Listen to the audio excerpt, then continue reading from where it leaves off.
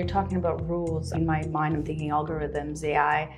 Am I taking it too far? Is that in the conversation? Certainly, yeah. So we are currently in discussion with a couple different strategic partners looking at how we can augment the service. AI is certainly top of mind and very topical these days, but we are looking at ways to have predictive responses for perhaps things such as calls coming into our help desk, looking at how we can look at the data, because we get a lot of data. We get a lot of data.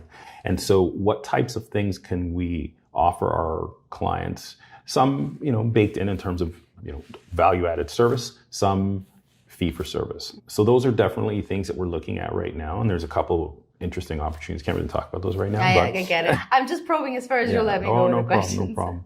But there's definitely a need for that. And, we have a mobile app. And so there's a couple angles where we're looking at improving the GUI. So, from a patient's use or certificate's use of the mobile app, how are they going to continue to use the mobile app? Because I don't know if your phone's like my phone. The memory starts to get full and I'm trying to delete stuff. Right. So, which one goes first? That's right. That's right. So we want to make sure that people are utilizing our app more than some other apps. So you're constantly trying to refresh it and make sure that it's attractive, it's providing value.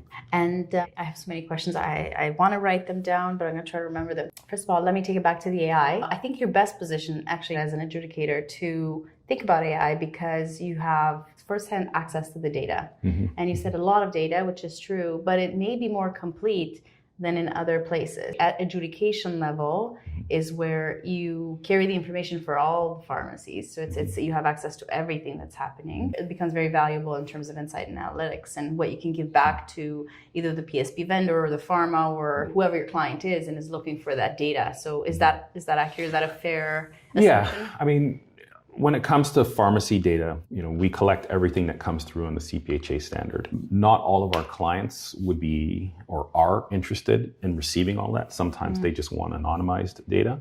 Okay. Depending on, the patient support program, if that's what we're talking about in that example. And sometimes they just want anonymized data. Sometimes they want a lot of data.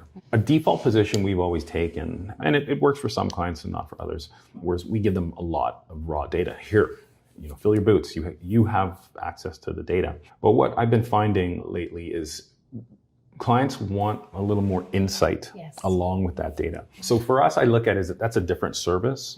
So I have all this data. Well, I have to analyze the data. I have to draw insights from the data. And hopefully the insights that we're drawing and observing are insights that you would find valuable.